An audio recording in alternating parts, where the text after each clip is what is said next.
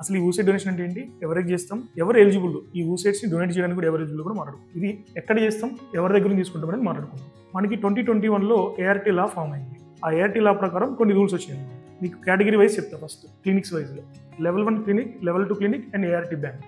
Level 1 క్లినిక్లో మనకి ovulation induction and IUI వరకు పర్ఫామ్ చేస్తాం. లెవెల్ 2 క్లినిక్లో IVF ప్రొసెస్ అన్ని, oocyte pickup, ICSI, freezings, TGT, biopsy, ఇవన్నీ లెవెల్ 2 క్లినిక్లో పర్ఫామ్ చేస్తాం. వేరేజ్ ART బ్యాంక్లో ఏంటంటే స్పర్మ్ డోనర్ని, ఊసైడ్ డోనర్ని రిక్రూట్ చేసుకోవడానికి వాడతారు. సో ఈ 3 ఖచ్చితంగా రిజిస్ట్రేషన్ చేసుకుని ఉండాలి అండర్ ART లా. సో ఇది ఇంతవరకు మీకు క్లియర్ ఉంది. సో ఇప్పుడు మనం ఊసైడ్ డోనర్ని ART బ్యాంక్లో ఫస్ట్ రిక్రూట్ చేసుకోవాలి.